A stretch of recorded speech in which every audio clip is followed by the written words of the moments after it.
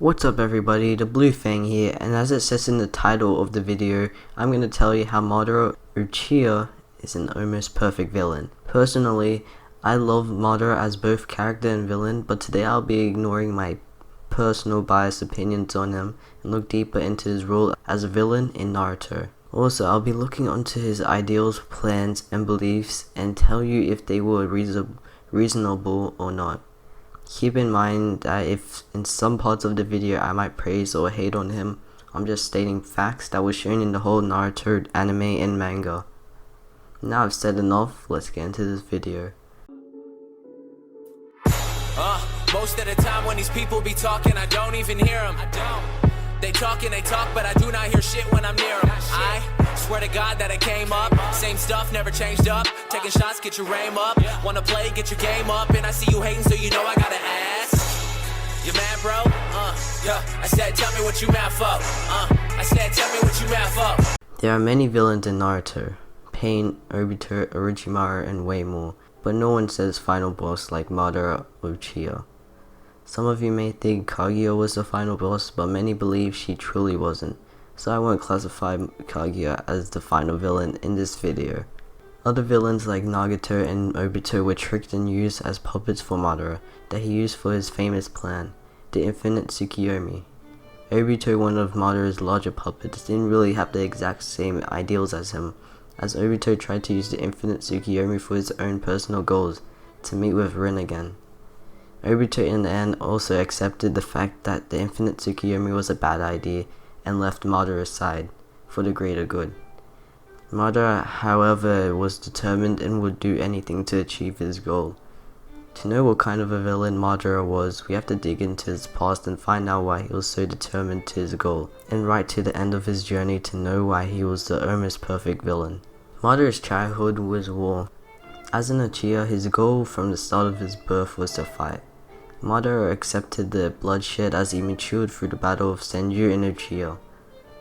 There was even a time of peace where he sided with the first Hokage, but he couldn't accept the flaws in that time.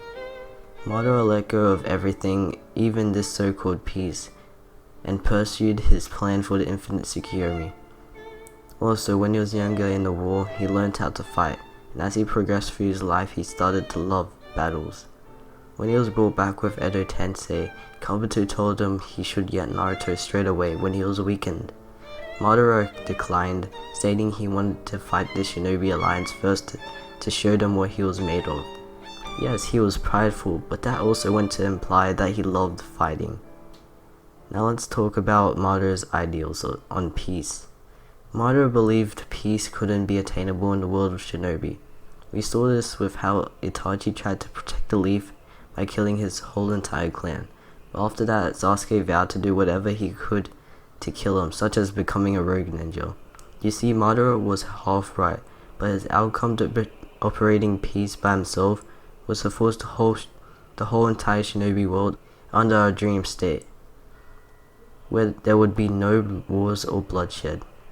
Madara did whatever he could to attain this, like using Obito while Obito used Nagato, thus creating a war where thousands were killed. Madara was selfish, but the thing is, he had no one to care for anyway. His family was dead, his best friend fought him with a killing intent, his entire clan severed their ties with him.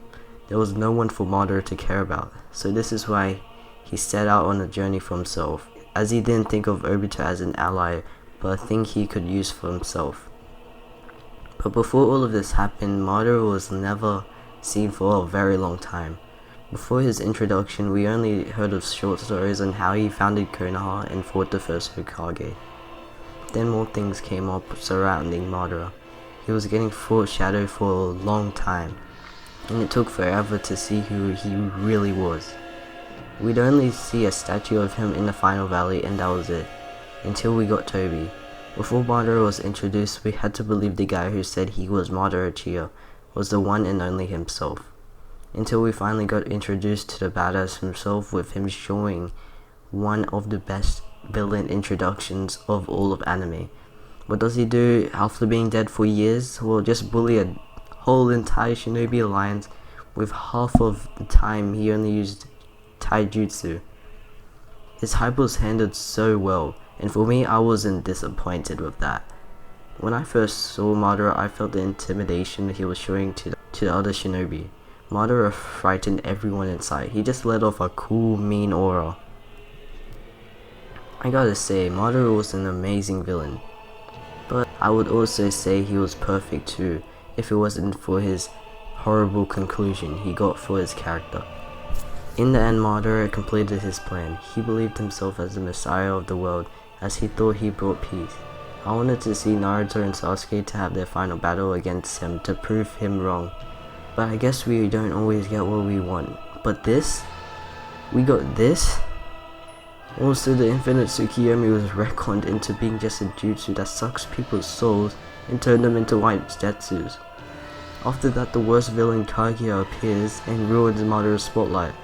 Madara's death was horrible. You could say his character arc was incomplete and overshadowed by another character. Madara is just one of the best villains in the whole of Naruto and one of the most popular villains in all of anime too. I just don't get why they did that for his conclusion of his character arc. But I guess we don't always get what we want though. Thank you so much for watching the video. If you did enjoy, hit the like button and subscribe. I'll see you next time in another video. It's been the Blue Fang. Peace.